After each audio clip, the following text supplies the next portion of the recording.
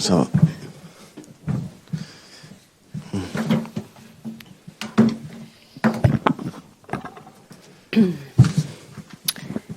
Allez. Karim, je t'en prie. Eric, bonjour. Deux petites questions. On va commencer déjà pour savoir un petit peu comment s'est passée la semaine collectivement après l'enchaînement que le groupe a connu ces 2 dernières semaines. Est-ce que le fait d'avoir pu se poser un petit peu, ça fait du bien à l'ensemble du groupe? Ouais, bien sûr, après le groupe, dans ces derniers matchs, on a vu plus de maturité. Voilà, et je pense que c'est aussi le travail qui a été mis en place par le coach, le staff. Et après, on a eu aussi un petit moment de repos qui a aussi donné encore plus d'énergie aux joueurs. Et voilà, maintenant, ce qu'on doit faire, c'est de continuer sur cette lancée-là. Voilà. Et sur un plan plus personnel, on a vu ton retour le week-end dernier avec une bonne deuxième mi-temps face à Clermont. Est-ce que on t'a pas vu depuis quelques semaines? Est-ce que tu peux nous dire un petit peu comment tu as vécu tous ces moments sans compétition après l'épisode du match contre hier? Bon, ça n'a pas été facile parce que voilà, ma préoccupation, c'était d'abord voilà la santé du joueur blessé. Pour moi, il était très important de prendre l'information. Après, bon, la suspension, je ne pourrais pas dire de grandes choses dessus, mais pour moi, le plus important, c'était la santé du joueur. Après, je me suis mis en contact avec lui.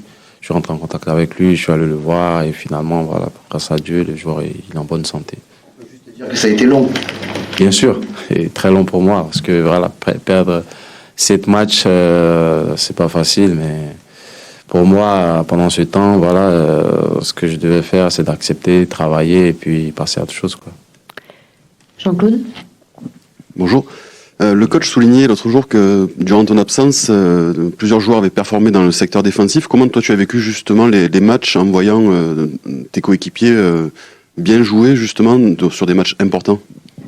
Bon, pour moi, ça fait plaisir, ça fait plaisir. Après, ma présence ici, c'est d'apporter cette expérience-là, que ce soit sur le terrain ou en dehors du terrain. Voilà, durant mon absence, l'équipe a performé. Pour moi, ça fait vraiment plaisir. C'est là on voit aussi l'importance des joueurs aussi qui n'ont pas eu la chance de jouer dans le début de saison, qui ont prouvé ces derniers matchs. Et voilà, et cette compétition est très positive dans l'effectif de notre équipe. Fabrice? Eric, bonjour. 2 questions, s'il te plaît. La première concerne le déplacement à Toulouse. Vous êtes l'équipe de Ligue 1 qui performe le plus à l'extérieur. Vous avez empoché 26 points sur 33 possibles. Personne ne fait mieux pour l'instant. Comment est-ce que tu expliques, toi, cette bonne tenue de l'équipe à l'extérieur? Bon, comme je l'ai dit, c'est un travail mis en place. Pour moi, voilà, ces derniers matchs ont été superbes. Voilà, l'équipe a été bien, que ce soit au Vélodrome ou à l'extérieur. Après, bon, c'est vrai qu'on a perdu quelques points à leur maison. Et voilà, au jour d'aujourd'hui, c'est de continuer sur cette lancée-là, prendre un match par match et voir si on pourra continuer, pourquoi pas terminer la saison comme ça.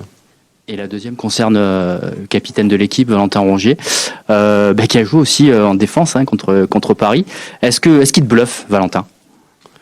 Ben pour moi, Valentin, c'est un joueur très très important pour nous. Et voilà, il a démontré, quel que soit le poste où tu le mets, se donne à fond. Et voilà, c'est très important d'avoir ce genre de joueur dans notre équipe et qui pourra toujours compenser malgré l'absence de quelques joueurs. Et voilà, c'est ce qu'il a démontré. Et je me rappelle le match contre Paris, il a été énorme. Et voilà, j'espère que voilà, cette performance-là va continuer. Voilà. Michel? Oui, bonjour Eric. Au moment de retrouver le terrain, quel était ton sentiment? Tu t'es dit, ça y est, je vais pouvoir me libérer Bien sûr, bien sûr. Je comptais les matchs, même si c'était pas facile. Chaque semaine, j'étais obligé de m'entraîner avec l'équipe et des entraînements individuels, voilà, pour pouvoir garder la forme. Et voilà, c'est ce qui a fait du bien aussi, c'est les matchs enchaînés dans les semaines qui ont fait que ces 7 matchs-là ont envie de passer. À mon retour, vraiment, ça m'a fait du bien. Ça m'a fait du bien, surtout de jouer à 45 minutes à l'extérieur et obtenir les 3 points. Voilà. Bruno. Oui, bonjour Eric. Quelques petites questions justement sur vous et sur l'équipe. Déjà, comment vous sentez-vous, vous, à titre personnel? Parce que vous vivez une saison particulière, vous n'avez pas énormément joué, il y a eu les blessures, il y a eu la suspension assez longue. Pendant ce temps-là, l'équipe, vous l'avez souligné, performe. Ça ne doit pas être évident, en fait, d'être dans le groupe, d'être un peu à l'extérieur, tout ça. Comment déjà vous vous sentez, vous? Voilà. Pour moi, le plus important, c'est d'être bien. Quand je dis être bien, c'est d'avoir une bonne santé. Pourquoi pas. Comme j'ai dit, je suis venu ici pour apporter mon expérience, le peu d'expérience que j'ai, et essayer d'aider l'équipe et voir comment finir la saison. Donc, mon absence, vraiment, ça n'a pas été facile. Au début de saison, j'ai bien commencé. Après, j'ai eu quelques soucis physiques, des pépins physiques. Et quand je suis revenu aussi, avec une grande confiance, après, il y a un match aussi qui est venu tomber hier, et 7 matchs de suspension. Voilà, toutes ces choses-là n'ont pas été faciles. Mais pour moi, j'ai toujours gardé la tête haute, continué à bosser. Et voilà, aujourd'hui, je suis apte pour l'équipe et je suis prêt à donner tout le meilleur de monde.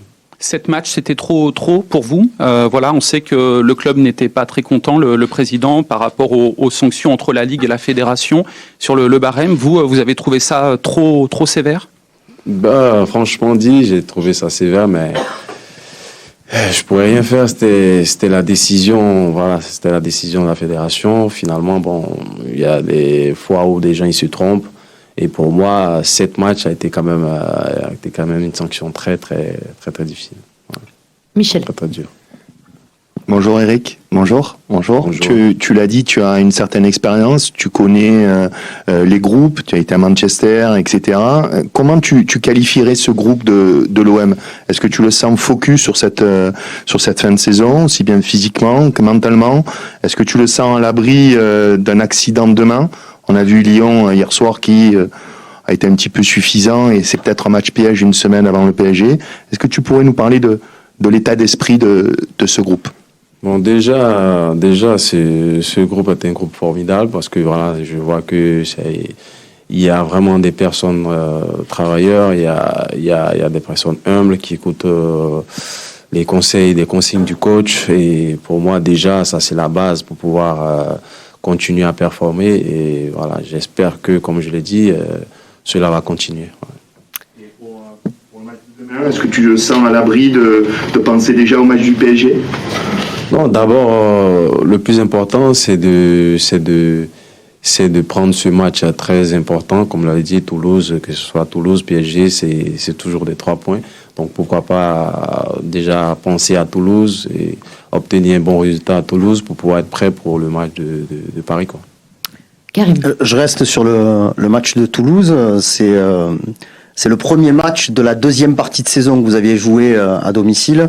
Vous aviez gagné largement 6-1. Depuis, cette équipe, elle est extrêmement étonnante. Offensivement, elle est, je crois, statistiquement la plus forte des 5 grands championnats aujourd'hui. Comment il va falloir jouer ou surtout, est-ce que pour vous, c'est quelque chose que vous travaillez spécifiquement, le fait que en face, le danger peut venir de partout et ça marque beaucoup de buts? On voit les dernières performances de Toulouse. On voit que c'est une équipe qui est solide, qui a bien performé ces derniers matchs. Mais pour moi, c'est plus me concentrer sur mon équipe. Et nous aussi, on a été bien durant ces derniers matchs. Et j'espère que on doit continuer sur cette lancée, être concentré, vraiment prendre tous les matchs à cœur, donner le meilleur de nous-mêmes. Et je pense qu'il y aura des résultats positifs. Et je sais que c'est difficile de faire des comparaisons à travers les équipes, les championnats, mais tu as quand même, tu l'as dit, tu as quand même une belle expérience, tu as joué notamment à Villarreal, à Manchester United. Comment tu juges le niveau de l'Olympique de Marseille de cette saison par rapport aux équipes dans lesquelles tu as déjà évolué? Tu as joué la Ligue des Champions, la Ligue Europa, plein de choses. Donc si tu peux arriver à faire une comparaison, ça serait comment l'OM aujourd'hui? Bon, pour moi, quand même, il y a des années qui sont passées. On n'est pas à Villarreal, que ce soit à l'Espagnol, après passer par Manchester. Au jour d'aujourd'hui, le foot, il a vraiment progressé. Et aussi, la progression de l'OM a été vraiment énorme, une grande marge de progression. Aujourd'hui, voilà, je qualifie notre équipe, c'est-à-dire l'équipe de l'OM, comme une des grandes équipes de ce championnat et pourquoi pas d'Europe. Et voilà, c'est noté par ces dernières performances. Et comme je le dis, il y a toujours des moments de baisse, mais jusqu'à aujourd'hui, on est bien et j'espère que cela va continuer. Jean-Claude. Est-ce que tu peux nous parler un petit peu de la préparation physique, parce que c'est un facteur qui est assez déterminant dans cette équipe, justement par rapport à la débauche d'énergie demandée par le coach, et plus particulièrement du travail demandé par Carlo Spignoli. Tu es justement passé par de grands clubs. Est-ce qu'il vous fait travailler mieux que ce que tu as vu par le passé? Est-ce que tu peux nous expliquer un petit peu sa méthode? Bon, il a une méthode différente. Il a une grande expérience. Et voilà, vous voyez aussi comment dire, l'évolution physique de notre équipe. Et c'est aussi grâce à lui. On prépare vraiment les matchs. On fait des choses vraiment très bien avec Carlos. Et voilà, c'est comme j'ai dit, c'est quelqu'un qui a beaucoup d'expérience et qui nous apporte cette expérience-là par son boulot, par son sérieux. Et je pense que voilà, c'est quelque chose d'important pour notre équipe. Mathieu. Bonjour Eric. Lors de tes nombreuses années en Première Ligue, tu as côtoyé pas mal de tes coéquipiers d'aujourd'hui, notamment pas mal chez des Gunners, des rivaux, et notamment Matteo Guendouzi qui avait explosé à Arsenal quand tu étais en Première Ligue, avec un côté un peu chien fou. Alors, tu étais son adversaire, comment tu le trouves maintenant que tu le fréquentes depuis l'été dernier? Comment il est en tant que coéquipier avec toi? Je pense qu'il n'a pas changé, il est toujours un peu fou, dans le bon sens.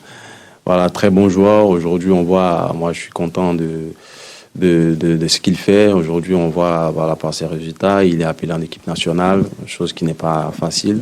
Et je tiens à les féliciter parce que voilà, il a beaucoup progressé, surtout le côté mature, c'est quelqu'un vraiment qui se donne à fond, quel que soit le poste qu'il va jouer, il se donne et il est toujours disponible pour notre équipe. Voilà.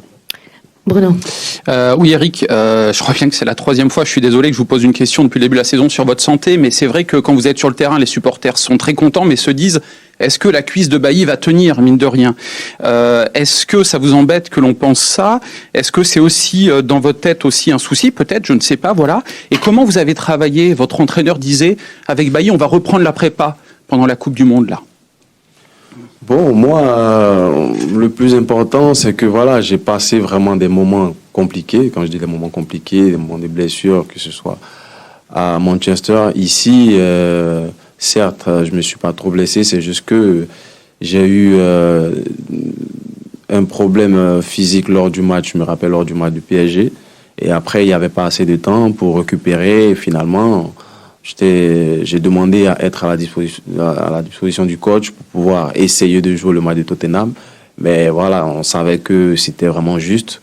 Et cette même blessure-là, qui n'était pas encore finie, c'est revenu. Sinon, après, bon, pour moi, c'est réglé, je veux dire, c'est... Ouais, bien sûr, ça va. On espère que voilà, cela va pas se reproduire. Là, on a déjà eu quand même aussi un moment de repos. Il y en a eu un travail très important sur moi avec le staff médical. Donc pour moi, il a été très important. Aujourd'hui, je suis bien et j'espère que voilà, je vais être à la disposition de l'équipe jusqu'en fin de saison. Pourquoi pas. Allez Fabrice, on termine avec toi.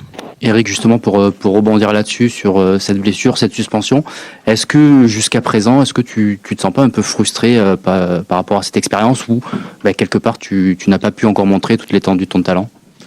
C'est sûr que d'un côté, un peu, parce que voilà, quand tu vois cette équipe de l'OM, les supporters et des personnes vraiment qui te voient le plus souvent, qui te disent ouais, vraiment on a besoin de toi, reviens vite, vraiment il y a un côté un peu de frustration, mais comme je le dis, pour moi il est très important de toujours avoir vraiment ce mental-là, parce que voilà, j'ai vécu des situations plus compliquées que ces derniers trucs que j'ai eu. Donc voilà, au jour d'aujourd'hui, je suis à la disposition de l'équipe. Comme j'ai dit, j'espère continuer et pourquoi pas finir la saison sans blessure. Merci beaucoup. Merci bien.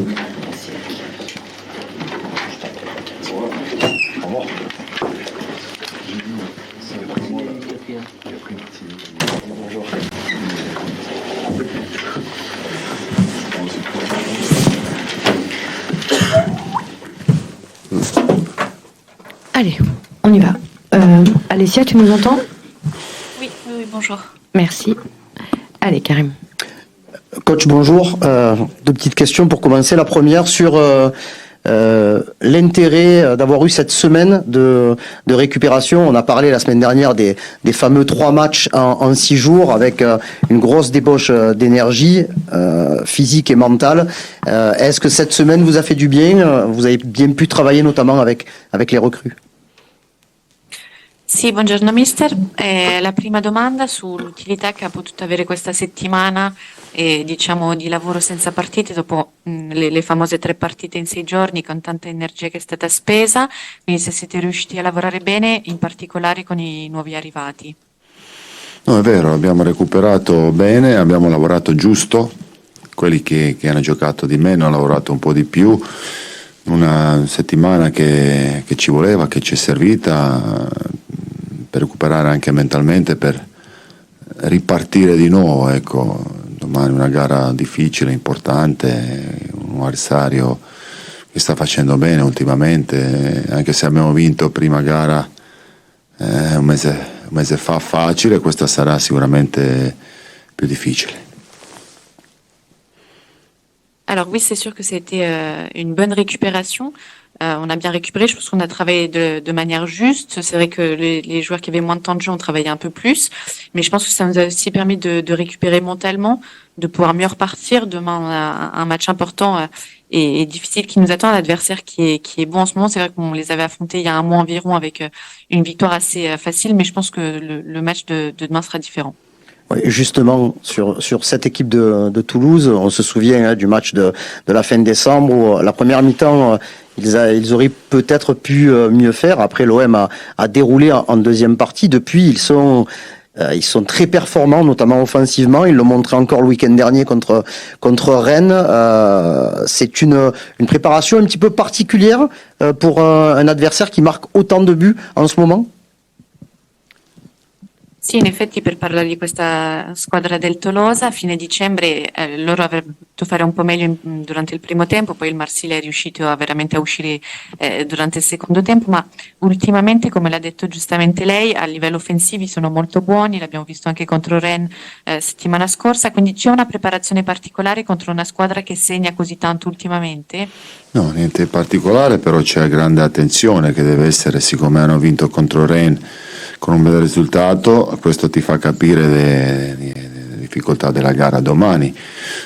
Come ho detto prima, il risultato di un mese fa è un po' esagerato, anche se noi, devo dire, abbiamo migliorato da quella gara, abbiamo fatto un po' di miglioramenti con la palla e senza, e domani c'è da pedalare, c'è da guadagnare ogni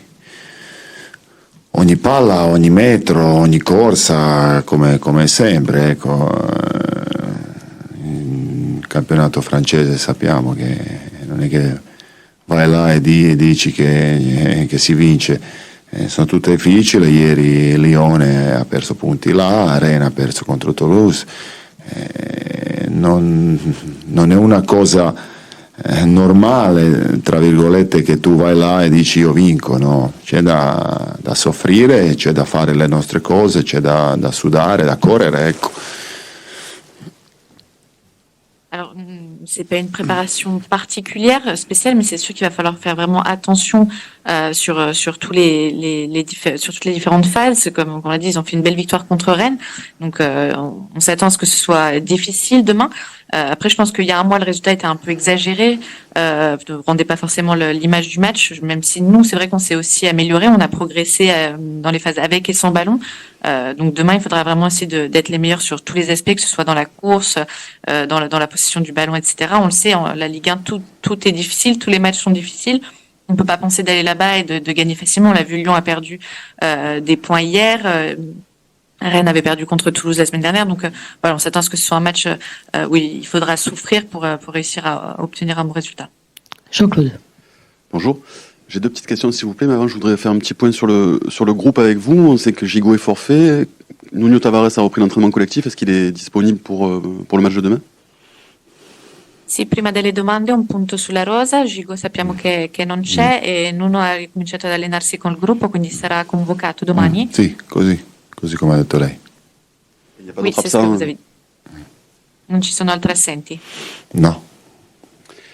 Je voulais savoir ce que vous pensiez, vous, en tant que coach, mais aussi surtout en tant qu'ancien défenseur, des performances de vos joueurs dans ce secteur. Vous avez souvent des joueurs qui sont soit blessés, soit suspendus, et donc ils tournent beaucoup, mais ils arrivent toujours à produire un certain niveau de performance. Est-ce que c'est une vraie satisfaction pour vous?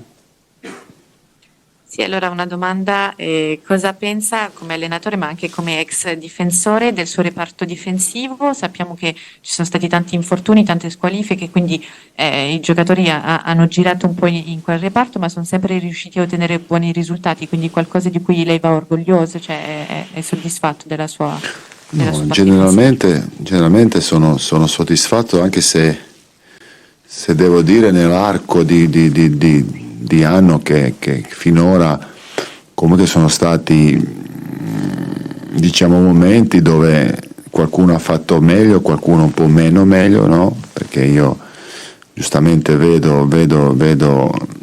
vado su dettagli quando vedo su ogni duello, guardo, riguardo.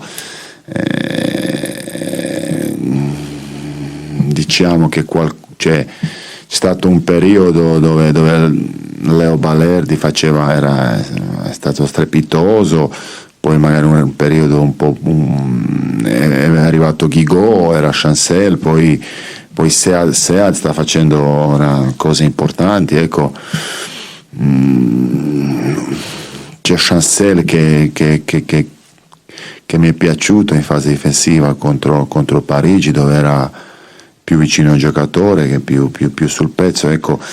È un ruolo particolare facendolo in questo modo come lo facciamo noi, perché può sembrare più difficile, però alla fine se tu lo accetti e lo fai bene ti diventa anche più facile, ecco, e ti può anche esaltare in modo bello che tu diventi, cioè, veramente da fuori guardando un difensore forte, ecco. Se mi sono spiegato bene, ecco, prova. Alors, en règle générale, je suis satisfait, même si c'est vrai que tout au long de la saison, il y a eu des moments où il y avait des joueurs qui réussissaient mieux, d'autres un peu moins bien. Donc, moi, évidemment, je me penche sur les détails. Je regarde tous les duels, tous les contrastes des joueurs. Par exemple, Léo Balerdi était vraiment formidable à un moment. Après, c'était autour de Gigot, de Chancel. C'est Adossier est en train de faire quelque chose de grand. Chancel, particulièrement dans le match contre le PSG, je pense qu'il a vraiment fait un gros match. Il était vraiment sur l'adversaire, bien sur cette phase défensive. C'est un rôle particulier, c'est un poste particulier. Ça peut sembler de l'extérieur un peu difficile, aussi pour la façon dont on joue, mais je pense qu'une fois qu'on accepte ce travail et qu'on le fait bien, ça peut même rendre les choses plus simples en réalité, puisque je pense que ça te pousse vraiment à donner le meilleur de toi. Et je pense que de l'extérieur, on peut te voir comme vraiment un gros défenseur. Donc voilà, c'est un peu le concept que j'espère véhiculer. Eric Bailly était juste avant vous à votre place. Il nous racontait un peu sa frustration entre les blessures et justement la longue suspension. Comment on fait quand on est entraîneur pour gérer un joueur comme lui, et qu'est-ce qu'il peut vous apporter jusqu'à la fin de saison? E prima di lei c'era Bailly in conferenza stampa, ci parlava un po' della frustrazione che ha avuto tra squalifiche, infortunio, e quindi come da allenatore si riesce a gestire quel momento, a gestire una situazione simile? No, è un ragazzo con una certa esperienza, ecco, gli viene tutto più facile, anche se non è mai facile stare fuori e si soffre sempre, però ecco, ora è un valore aggiunto per noi. Speriamo che non esce in questi 3 mesi più fuori e che ci dà una mano, ecco, perché quando si mette lui in duello per tutti diventa difficile, ecco. Bisogna avere continuità, speriamo di dosarlo a modo giusto fino alla fine, ecco. Alors, c'est sûr que c'est quelque chose de pas facile de pas pouvoir jouer, mais lui, c'est un joueur avec une grande expérience, donc je pense que c'est plus simple de le gérer de par justement cette expérience. Après, c'est vraiment une valeur ajoutée pour nous, pour l'équipe. J'espère vraiment que durant les 3 prochains mois, on pourra l'avoir à disposition tout le temps, qui sera plus en dehors de l'effectif. Et c'est vraiment quelqu'un sur lequel on peut compter dans les duels. Il est très très fort, donc c'est quelqu'un qu'on espère avoir toujours avec nous. Fabrice. Bonjour coach, vous êtes passé par des clubs avec une forte ferveur populaire, je pense par exemple à Juventus, le PAOK ou Galatasaray. Est-ce que vous êtes surpris de voir le soutien des supporters de l'OM à l'extérieur où ils sont toujours extrêmement nombreux, et est-ce que ça vous pousse encore plus à repousser les limites? Lei ha lavorato sempre in società con un fervore da parte dei tifosi importante, che sia alla Juve, al PAOK, al Galatasaray. È sorpresa comunque di vedere anche l'entusiasmo che c'è da parte dei tifosi del Marsiglia fuori casa, non solo in casa, e se è qualcosa che la spinge anche e vi stimola a dare anche di più? No, chiaramente che c'è un stimolo non solo per me, ma penso anche per i giocatori, ecco. Avere una potenza dietro che ti dà spinta, che ti dà anche coraggio, che ti dà anche tutto quello che c'è da dare, no? Si vive calcio per tifosi, cioè alla fine calcio esiste per tifosi, ecco. Allora quando c'è una bella coesione tra giocatori e tifosi diventa una cosa particolare, ecco. Alors évidemment que c'est quelque chose qui nous pousse encore plus, que ce soit moi mais surtout les joueurs. Je pense que c'est vraiment une puissance qu'on a derrière nous, qui nous apporte du courage, qui nous aide vraiment tout au long du match. Le football existe et on joue pour les supporters. Donc évidemment quand il y a une bonne symbiose entre les joueurs et les supporters, c'est quelque chose de fort qui se crée. Bruno. Bonjour coach, j'espère avoir un petit peu plus de chance que l'un de mes confrères la semaine dernière après votre victoire à Clermont. C'est peut-être difficile de tout expliquer dans le foot, mais comment expliquez-vous que votre équipe soit la meilleure de France en déplacement? Il y a forcément des explications. Allora, c'era già stata la domanda dopo la partita, la vittoria contro il Clermont, al quale magari non si è ottenuto già una risposta, ma come spiega lei che la vostra squadra sia la prima in campionato a livello di risultato fuori casa? C'è comunque una spiegazione, ci sarà un motivo per spiegare questo? Guarda, ma non ho neanche pensato di questo, perché per me calcio è semplice, in modo che ti prepari sempre al meglio e poi quando alleni la squadra di questo livello qua tu giochi sempre a vincere, ecco, giochi sempre, poi noi giochiamo sempre uguale. Non indipendentemente da avversario o se giochi fuori o a casa, ma anche di risultato. Cioè, l'idea nostra è anche con 3-0 di giocare. Se noi siamo a vantaggio 5-0, noi vogliamo giocare uguale, ecco. Se perdiamo 2-0, 3-0, giochiamo sempre uguale. È un modo che io penso che è giusto, senza calcolazioni, senza, ecco, magari qualcuno pensa diversamente. Io la vedo calcio così, allora non gli posso dare una risposta, però l'ho data dicendo che 5-0 vogliamo giocare uguale, ecco, è 0-3 uguale, ecco. Allora fuori o casa, ecco, cioè, non lo so, devo pensare, poi magari la prossima volta se ci penso un po', faccio un po' di analisi, magari mi viene qualcosa in mente. Alors honnêtement, c'est pas quelque chose sur lequel je me penche, j'y pense pas. Pour moi, le foot, c'est simple, c'est de préparer au mieux les matchs. Et quand on entraîne une équipe comme celle que j'entraîne moi, on joue pour gagner tous les matchs et on joue toujours de la même façon, pas seulement en fonction de l'adversaire ou que ce soit à domicile, à l'extérieur, mais peu importe le résultat aussi du match. C'est-à-dire que qu'on gagne 5-0, qu'on perde 3-0, pour moi, le système est le même. On joue de la même façon. Voilà, il n'y a pas de calcul. Peut-être que pour certaines personnes, c'est différent. On ne pense pas forcément de la même façon, mais moi, c'est ma vision et donc c'est vraiment ce que j'essaie de faire, qu'on joue toujours de la même façon, que ce soit en gagnant, en perdant. Il n'y a pas, je penche franchement pas à ça. Donc, je dois peut-être y penser. Si vous me laissez un peu de temps, j'analyse ça. Peut-être que la prochaine fois, je saurais vous donner une meilleure réponse, mais pour l'instant, c'est quelque chose auquel j'ai pas pensé. No, una cosa che mi viene, ecco, magari ora, questo nostro stadio che è bellissimo e questa atmosfera che è particolare, no? È stimolante, no? Può darsi che è anche stimolante per quelli che vengono qua, ecco, che li dà anche a loro. Ora, cioè, perché è particolare, è una cosa che si vive raramente, venire a Velodrome, giocare, forse anche per loro magari una spinta, cioè, di fare bene in quell'ambiente là, ecco. Alors peut-être une chose à laquelle je peux penser, c'est vrai que nous on a un stade qui est formidable, qui est stimulant, qui nous pousse, mais c'est vrai que cette atmosphère est peut-être aussi importante et aussi stimulante pour les adversaires. Peut-être que c'est quand même tellement particulier de jouer au Vélodrome avec cette ambiance que voilà, ça pousse aussi les adversaires à mieux jouer chez nous. Constant. Bonjour coach, moi je vais revenir sur les défenseurs. Sur les 2 derniers matchs, Issa Kaboré est donc entré en jeu contre Paris et a joué 45 minutes contre Clermont. Moi je trouve personnellement que ses sorties ont été un peu plus rassurantes. Est-ce que vous pouvez nous expliquer sur quoi il a progressé et aussi sur quoi vous attendez qu'il progresse encore? Merci. Allora, tornando ai difensori, sulle ultime 2 partite ha giocato Issa Kaboré prima contro il PSG, poi un tempo contro Clermont. Dall'esterno ci è sembrato che le sue uscite fossero anche più sicure. Su cosa secondo lei è migliorato, su cosa ancora deve migliorare? No, un ragazzo d'oro con una umiltà, una voglia di migliorare incredibile. Ecco, lavoriamo sulla tecnica, su dettagli tecnici dove può fare meglio, ecco, perché dal punto di vista fisico è un atleta di alto livello, poi applicato e ti dà sempre tutto, ecco, questi sono i suoi dati. Sono contento che quando gli posso dare minutaggio perché se lo merita, visto che c'è anche gente che sta facendo bene i suoi ruoli, ecco, però è bello che lui quando c'è bisogno lui è pronto, ecco. Alors c'est vraiment un garçon en or qui est humble, qui a vraiment envie de progresser.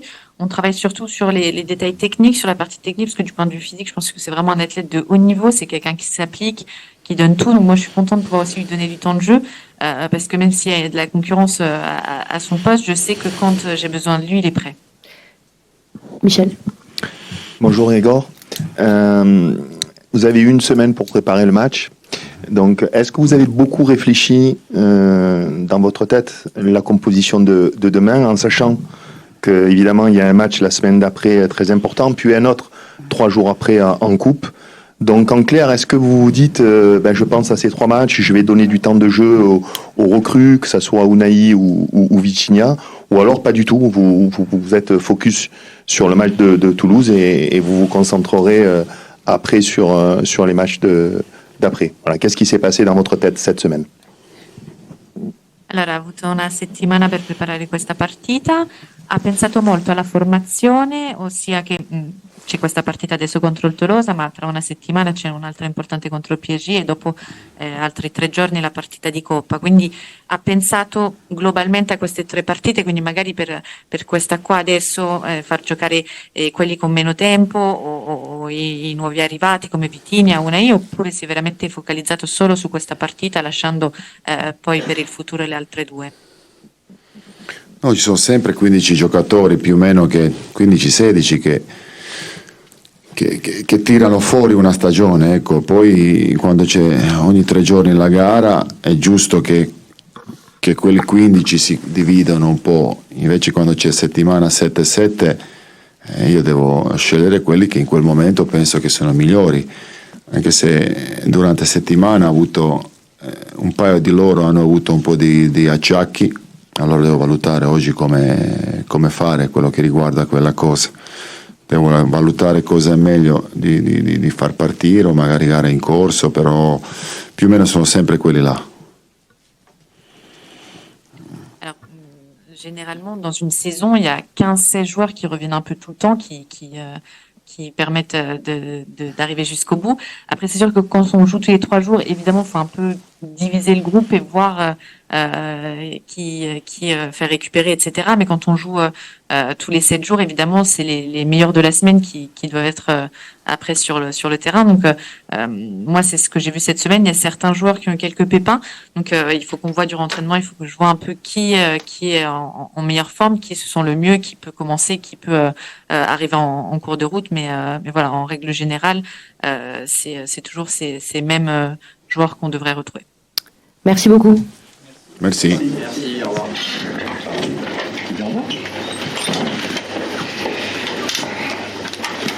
La semaine prochaine, on peut afficher. Non.